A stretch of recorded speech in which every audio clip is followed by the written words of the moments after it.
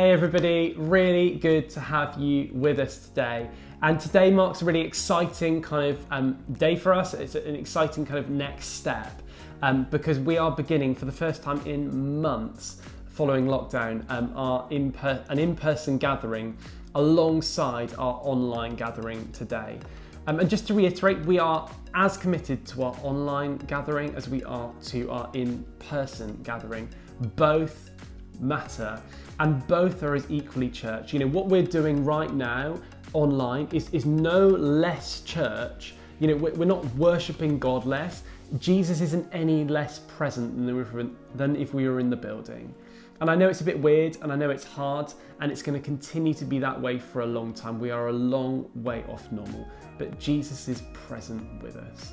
And that's no less so if you're at home right now on your own or if you're in the building. We are still worshipping together, whether we can see each other or whether we can't. That reality is still true.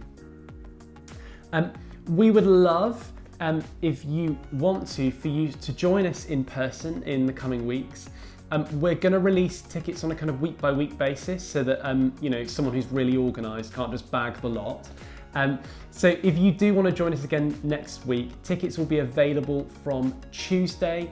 There'll be a link on the website, also on social media, and coming out on email for you to be able to do that.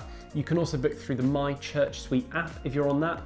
If you don't get our emails, you're not on Church Suite, and you're thinking, gosh, I don't even know what all this is about, do get in touch with us, do email us so we can kind of fill you in on the details.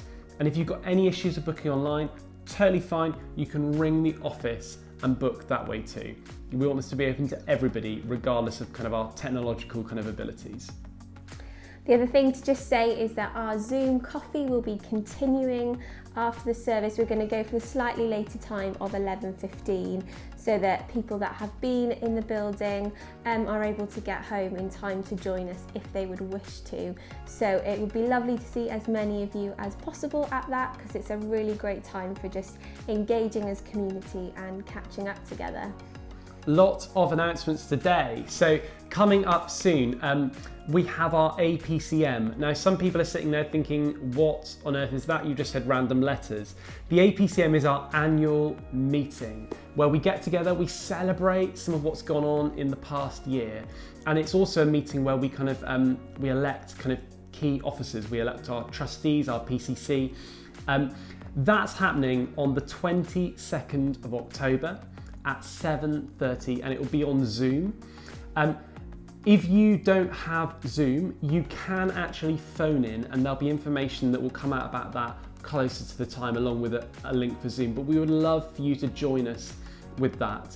The other thing to mention is that we're kind of revising what's called our electoral roll at the moment. Our electoral roll is basically just the list of people who can vote in that annual meeting. So if you don't know if you're on that, or you'd like to be on that and you know you're not on that, do get in touch with the office so we can get you a form to fill in so that you're able to vote at the meeting. We don't want anyone to sort of feel that they're unable to participate. So do get in touch with us if you want to get signed up for that. The final notice is just to say that this Wednesday at 7:30 we are having a prayer meeting. Again, this is going to be on Zoom, but we're just, as we've said so many times before, prayer is so crucial, prayer is essential. And for us as a community, as we go deeper, younger and wider as a community together, and we would love for you to join us in that, for us to join together in prayer. So yeah, pop that date in your diaries, and some information I think has already been sent out via email for that. Amazing. I'm going to pray for us now as we come to worship Jesus. Jesus, thank you that you're with us right now. Whether we're sat beside someone else, whether we're sat beside someone else in the building, whether we're on our own, you are with us and we are one church together. And I just pray you remind us of that. Remind us of our kind of oneness in you. Remind us that we find our unity, we find our hope, we find our peace in you. And I pray as we come to worship you now that we will meet with you, that we will see you not as a distant God, not as a God who's died, but as a God who is alive, who is risen again and is with us in homes, in the hall building, like wherever we are, you are with us. And I just pray you help us to know that little bit more this morning. Amen.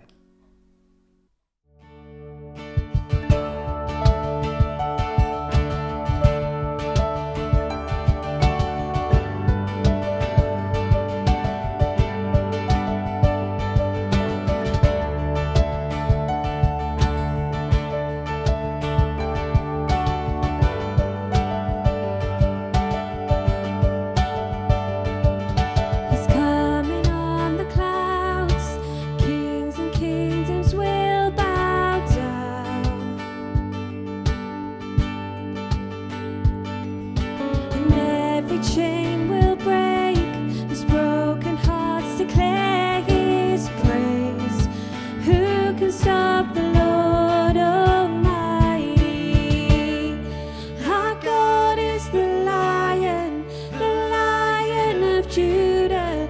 He's roaring with power and fighting our battles. Every knee will bow before him. The Lamb that was slain for the sin of the world. His blood breaks the chains. Every knee will bow before the Lion and the Lamb. Every knee will bow before him.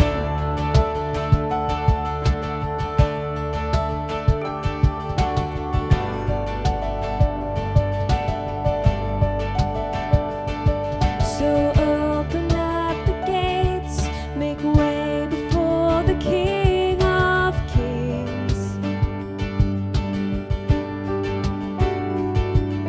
The God who comes to save is here to set the captives free.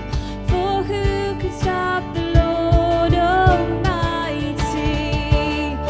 Our God is the Lion of Judah. He's roaring with power and fighting our battles. Every knee will bow before him. Our God is the Lamb that was slain for the sin of the world. His blood breaks the chains. Every knee will bow before the Lion and the Lamb. Oh, every knee will bow before him.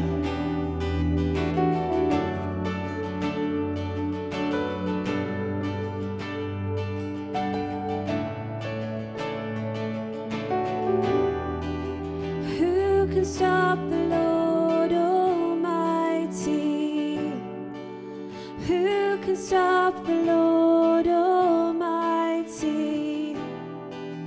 Who can stop the Lord Almighty?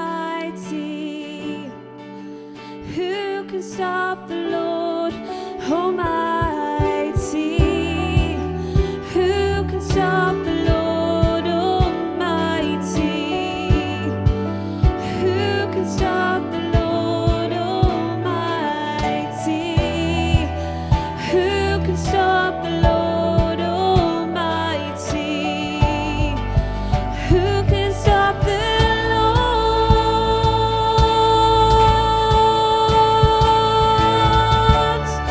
Our God is the Lion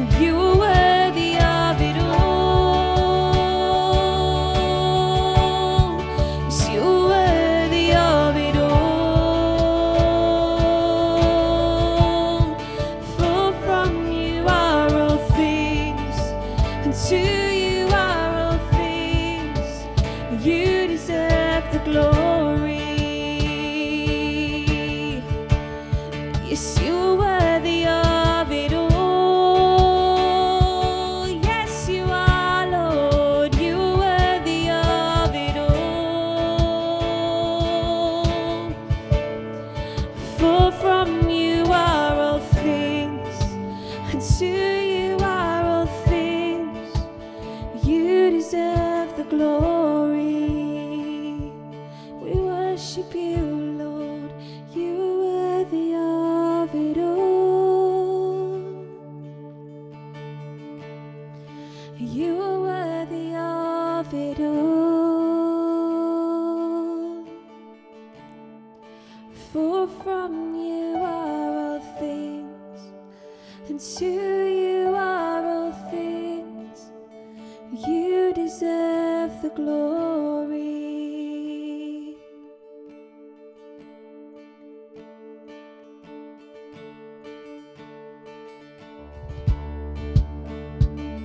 Give thanks to the Lord, our God and King.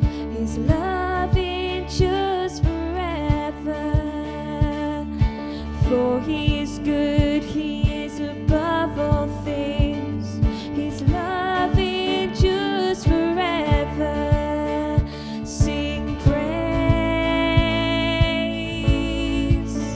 sing praise. With mighty hand and an outstretched arm, his love endures forever. For the life that's been reborn, his love endures forever. Sing praise, sing praise, sing praise, sing praise. Forever God is faithful, forever God is strong, forever God is with us, forever, forever.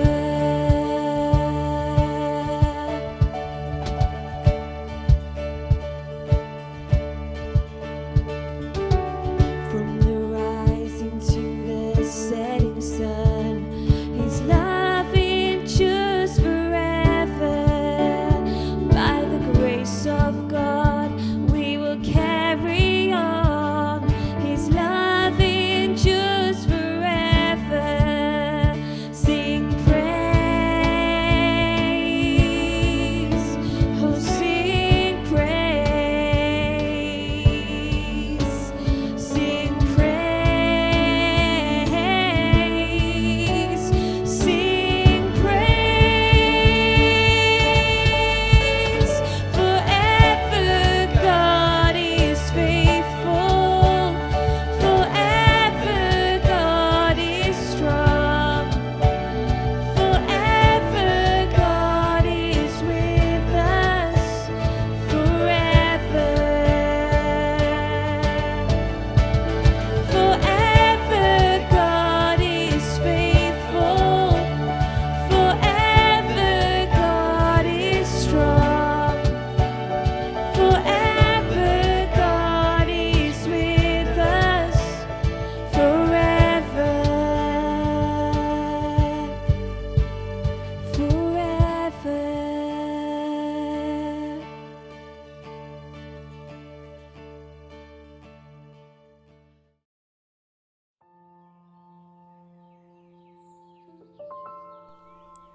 Our Father in heaven, hallowed be your name.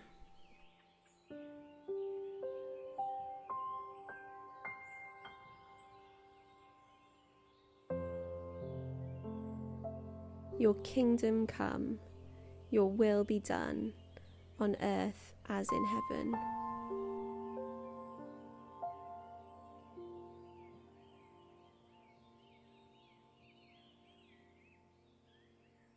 Give us today our daily bread.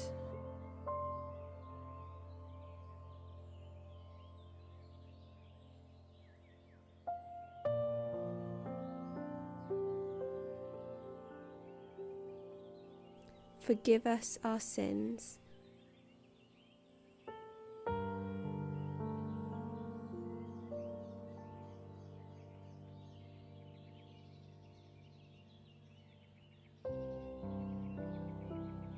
as we forgive those who sin against us.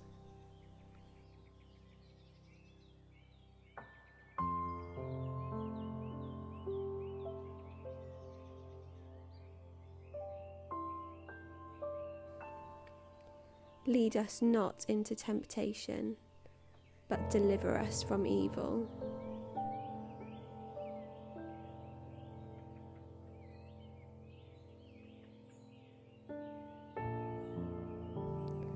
For the kingdom, the power, and the glory are yours, now and forever.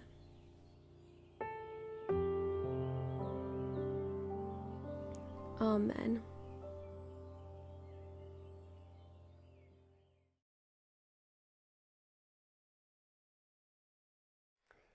A few years ago, I was on the train, and it can only be described as one of those quintessentially British training experiences. You know what I mean? I was sat on my bag outside the toilet, and packed train, horrible conditions. The British train experience is not always particularly salubrious, is it? But anyway, this train was going along, and something slightly strange happened. We sort of came to a stop, in a station, but the doors hadn't opened. And I wasn't quite sure what was going on. I think there was an issue further down the track, and we had to wait for a few minutes. Anyway, this air of slight panic started to rise in the carriage, and at first it's just something that you could sense, a bit like the temperature had gone up. You kind of noticed something was a bit different. And there was this one guy who was getting a bit angsty, and I heard him say, "I think I could smell gas." I thought to myself, gosh, I can't smell gas. I mean, I smell a lot of things. I'm sat by the train toilet, but I cannot smell gas. Anyway, this started for this guy to start to build into a real panic. And this panic grew, and you could see around him, other people were getting nervous, like, gas? Oh my goodness, and we've stopped, and the doors haven't opened, and we're at a station, and it's like, and this panic rose and rose and rose, and eventually the doors on the train opened, and this guy had wound up into this massive panic and just started to dart off the train. And what was really interesting is that loads of people, because he was panicking, even though they couldn't smell gas, panicked too. And there was just stampede of people out of the train doors. It was really surreal. And what I observed in that moment was something that I think sociologists describe as a herd mentality. I don't know if you've ever watched a wildlife program, or you've been to Africa or seen a herd of wildebeest or impala. They're always really nervous, and they're looking around them, and they're looking at each other, and they're looking at what's around. And what's really interesting is it just takes one of the wildebeest to flinch, and all the others go, "Oh my goodness," and they start running. And most of them are just running because the others are running.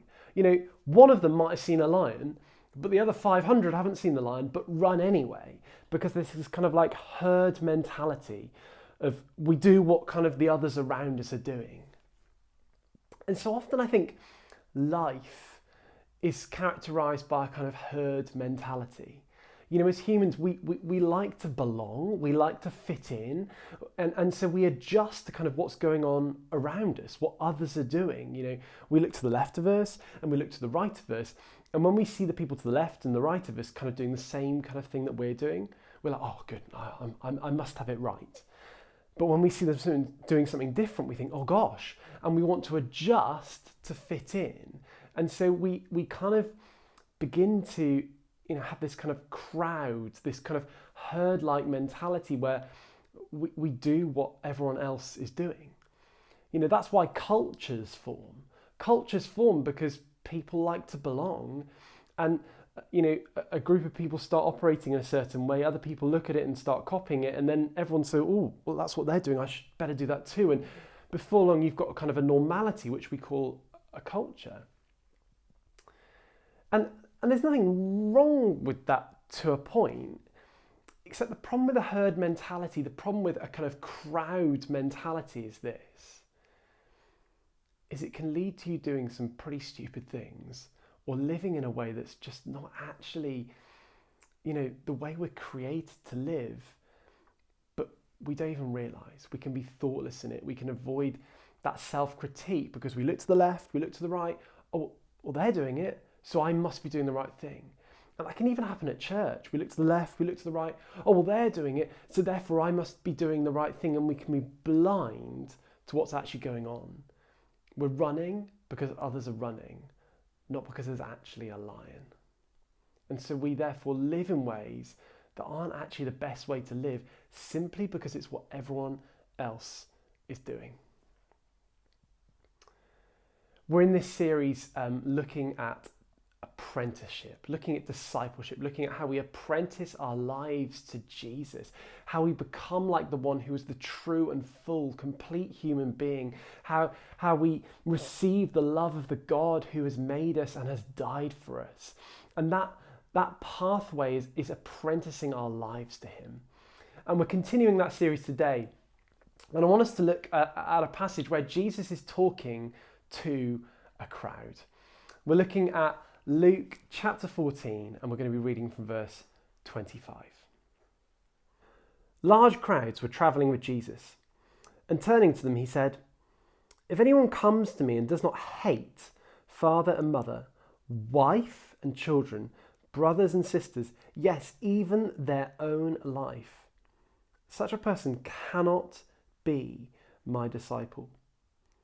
And whoever does not carry their cross and follow me cannot be my disciple. Suppose one of you wants to build a tower. Won't you first sit down and estimate the cost to see if you've got enough money to complete it? For if you lay the foundation and are not able to finish it, everyone who sees it will ridicule you, saying, well, this person began to build and wasn't able to finish. Or suppose a king is about to go to war against another king. Won't he first sit down and consider whether he's able with 10,000 men to oppose the one coming against him with 20,000? If he's not able, he'll send a delegation while the other is still a long way off and will ask for terms of peace. In the same way, those of you who do not give up everything you have cannot be my disciples. Salt is good, but if it loses its saltiness, how can it be made salty again? It's fit neither for the soil nor for the manure heap. It's thrown out. Whoever has ears to hear, let them hear." I find this really interesting. Jesus is speaking to a crowd. There's this large crowd, and it's not this, and the crowd isn't like just turned up because Jesus is in town and giving a talk. Like the large crowds were traveling with Jesus. They're going around with him. There's something of a commitment they've made to him. And yet Jesus is speaking to that crowd who have made something of a commitment to him, who are traveling around with him and saying, hey, I'm not sure you've all got what it means to be an apprentice. I think it's easy to be part of the church crowd, to come along on Sundays, to, profess belief in God, to be a bit like the people in the crowd that Jesus is speaking to. And we look to the left and we look to the right and we're like, oh, we seem to be doing what the others are doing. And we assume, therefore, that we've got what it means to be a disciple. We assume we've got, therefore, what it means to be an apprentice of Jesus. And Jesus is saying here, maybe that's not the case. Jesus is saying here, membership of the crowd is not the same thing as apprenticeship. Attendance at church is not the same thing as apprenticeship. Belief in God is not the same thing as apprenticeship. Apprenticeship is something more. And what is that more that Jesus is trying to teach us and was trying to teach that crowd a few thousand years ago that he's wanted to share with us today? So what is Jesus talking about? He says this slightly strange passage about hating your father, your mother, your wife, yourself. And then he goes on to talk about counting the cost. He gives these two examples. He gives the example of someone who's gone to build a tower, and he gives the example of a king going to war. And basically what he's saying is this. He's saying, would you, if you were going to go build a building, just start and then realise that you haven't actually got enough money and stuff to build the roof and the walls. You've just got the foundation. Well, of course you wouldn't do that. Would you go to war if you weren't sure that you were going to have a good chance of victory? Of course you wouldn't. That would be stupid, right? You count the cost before you commit. People who don't count the cost before they commit end up looking silly. And so Jesus is saying, look, here's the thing. You've got to count the cost before you apprentice your life to me. Because if you don't count the cost, then you'll find that you're not really apprenticing your life to me, and you've just wasted your time, and you just end up looking a bit silly. So what then is the cost that Jesus is saying you've got to count if you want to be an apprentice of his, if you want to apprentice your life to him? What does he say? He says, if anyone comes to me and does not hate father and mother, wife and children, brothers and sisters, yes, even their own life, such a person cannot be my disciple. What is Jesus on about? What, I've got to hate Katie? I've got to hate my soon-to-be-born little boy? And if I don't, I can't be a disciple of Jesus. Huh? This doesn't seem like very Jesus-y. I thought we were supposed to love one another. What's Jesus on about here? Clearly what Jesus is not saying, right, is this. You've got to have feelings of negativity towards your family, towards yourself, towards your spouse, towards your kids. That's not what Jesus is saying. So what is he saying then? I think what Jesus is talking about is this. He's talking about allegiance. He's talking about what has your ultimate loyalty. He's talking about what shapes the decisions you make in life. When the rubber hits the road, what is the kind of direction you tip in your decision making as to how you live your life?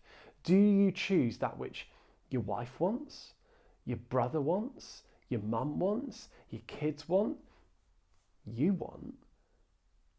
Or do you choose that which Jesus wants, even if the two clash? Jesus is saying that you cannot be being kind of shaped.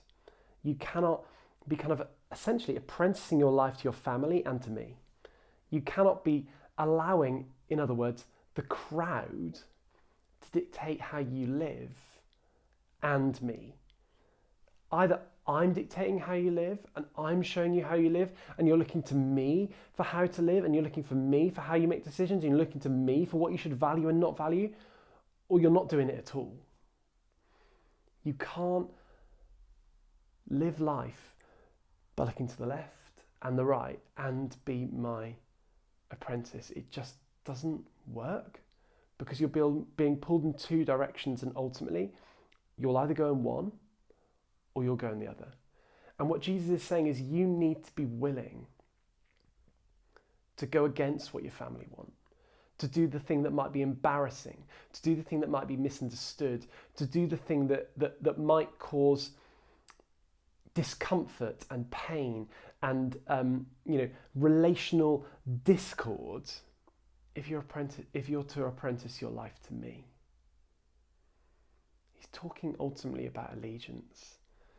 And he says that if you're not willing to forgo what your dad wants and what your mum wants and what your brothers want and what your friends want and what the people around you want and what they think and what they see, then you won't be able to apprentice your life to me. He goes one further. He says, if you're not willing to forgo what you want, every one of us has got hopes and dreams, right? Every one of us has got things that we yearn for and that we really value and that we really want to see. We've got longings. And Jesus is saying, unless you're willing to set those longings aside, you can't apprentice your life to me. It doesn't work, because you will always allow your own longings and your own wants and your own desires to trump what I'm trying to lead you in. And he says this, he says, anyone who does not carry their cross and follow me cannot be my disciple. What does it mean to carry your cross? Well, we look to Jesus to define that, right? And what did Jesus do in carrying his cross? Well, ultimately, he gave up everything. at great cost to himself. He gave up everything. He embraced suffering and pain and humiliation. He gave it all up. That's what Jesus is saying. At the end of this passage, he says, those of you who do not give up everything you have cannot be my disciples. Ultimately, unless we're willing to let go of everything other than Jesus and that which he is leading us in, we can't apprentice our lives to him. But I think we find that really hard. I think we find that really hard. And I think the reason we find that really hard is because we're so used to this crowd mentality of looking to the left and to the right, and we go, oh, well, my prayer life seems to be like theirs and theirs, or maybe it's even a little bit better. The way in which I'm generous, well, I'm a little bit more generous than that person. I'm at least as generous as them, so I must be all right. The way in which I respond to people when they're, mean to me, well, it's quite similar to these people who are at church, and so I must be all right, right? The things that I buy or don't buy, well, that's similar. Other people are doing that. Everyone's doing their kitchen up, and everyone's doing this and everyone's doing that, and so surely I'm all right, right? We define our life in relation to the crowd, and in doing that, ultimately we don't give up everything, because instead of looking to Jesus, we look either side.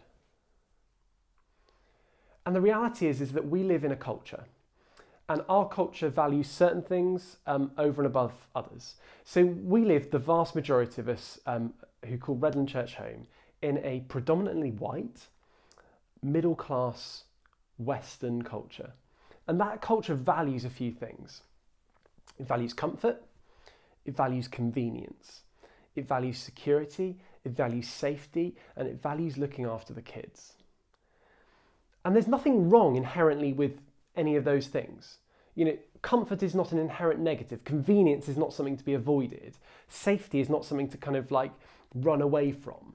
Like looking after the kids is not a bad thing. The problem is when those things become ultimate. Because sometimes Jesus and what it means to apprentice your life to him means actually living in a way that's less comfortable. It means forgoing some of the nice things we could have in our house such that we can be more generous people who give to the poor. Sometimes the way of Jesus is, it's not particularly convenient. If we want to apprentice our lives to him, we can't just slot it in alongside our kind of existing lifestyle. It's actually going to be inconvenient. It's going to be difficult. It's going to require us to stop doing some things that we like in order to go deeper into what it means to apprentice our lives to him. Convenience isn't a negative, but sometimes it comes into conflict with what it means to apprentice our lives to Jesus. And we've got a choice. Do we do what everyone's doing, or do we follow Jesus? Safety is not a negative, but sometimes Jesus asks us to do things that are not safe, that are not secure, that require us to do things that most people would consider to be financially reckless, that most people would consider to be embarrassing and silly. And unless we are willing to count the cost, to give up everything, we're never going to move forward in our apprenticeship to Jesus, because we're always going to be ultimately apprenticing our lives to other things. And I think what Jesus wants to say to us this morning is this: there is so much more I have for you. You think that comfort, as defined by looking around, is comfortable, but it's not, because true comfort is only found in knowing me and going deeper with me. You think that true safety is kind of defined as kind of how everyone around you seems to be viewing safety, and it's not.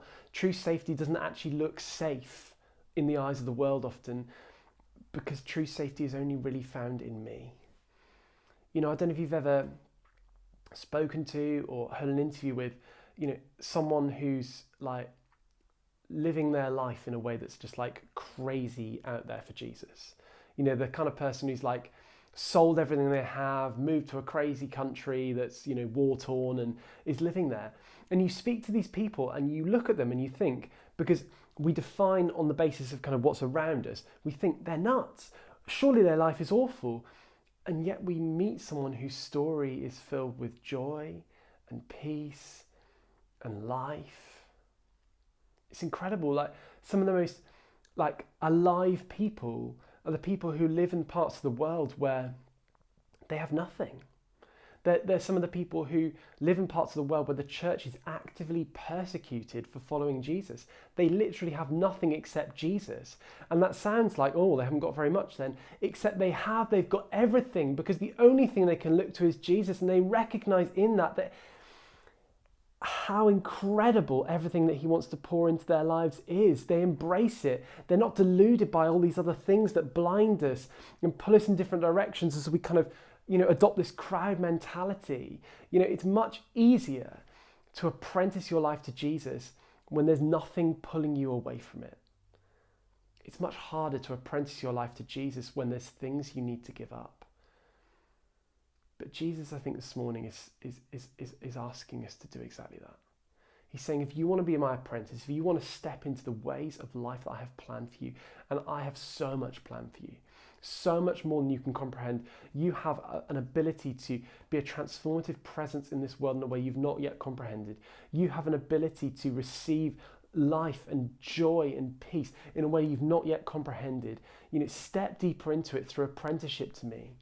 But you can only step further into apprenticeship to me if you are willing to count the cost and give up everything else, even that which you hold most dear and love most closely.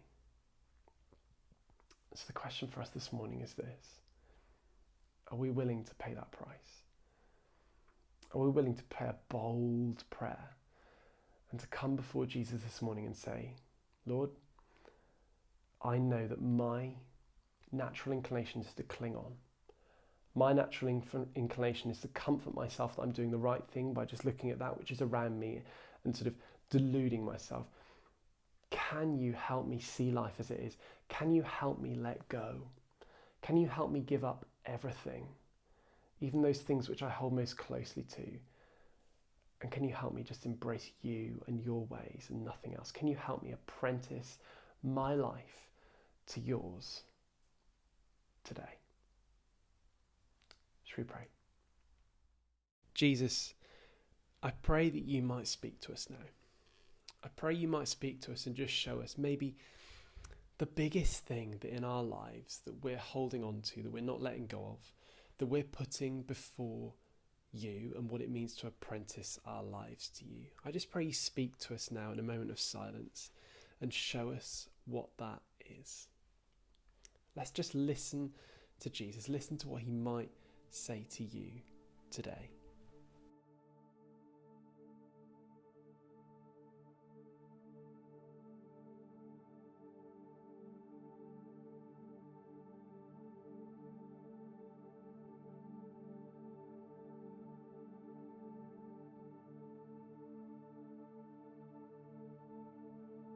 And as we're praying, it might be that something's come to mind, a thought, a memory, it might not be something you'd expect, it might be something quite random.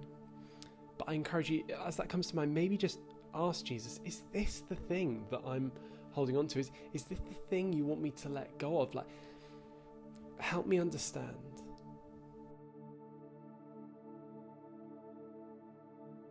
And as you get a sense of what it is that God is saying to you this morning, I just encourage you to lift it up to him. Lift it up to him and ask him to help you to let go of it. Lift it up to him to say, I want you more than I want this. And ask him to help you let go.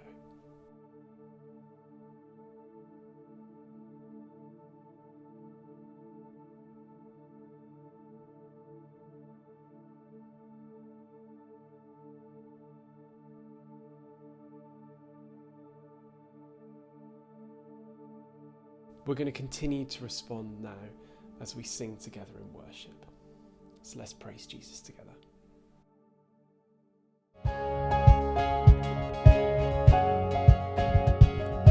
Be thou my vision, O Lord of my heart.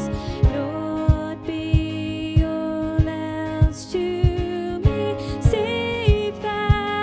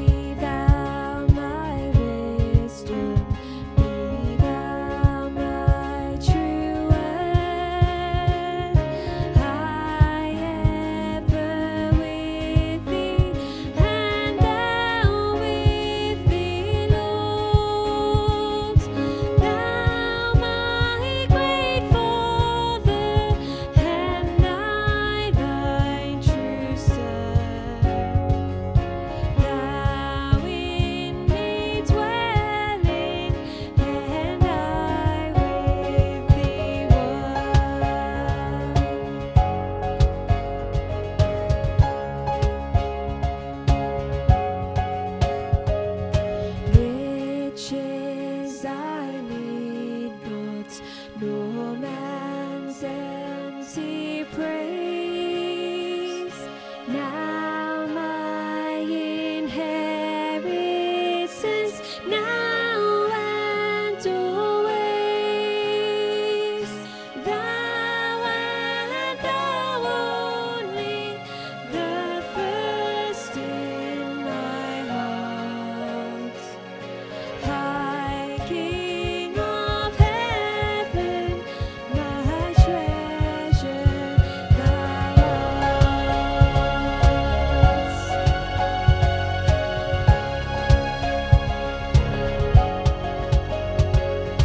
High King of heaven, when victory's won, may I reach heaven's joys, oh bright heaven's sun. Heart of my own heart, whatever before, still be my vision, oh ruler of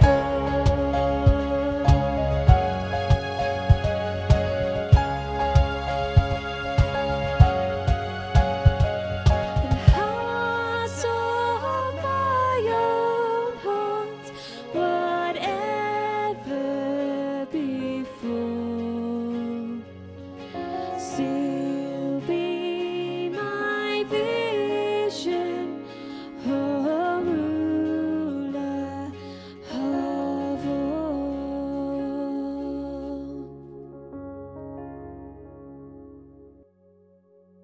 Jesus, thank you so much for our time together today. And I just pray you help us, Lord, to let go of the things we hold more tightly to than you. Help us this week, Jesus, to just continue that work of letting go and just embracing you and everything that you bring, I pray. Amen. Amen. Thanks so much for joining us, guys. Looking forward to seeing some of you at Zoom Coffee. And yeah, we'll see the rest of you next week. Have a fantastic week. We'll see you then. Bye.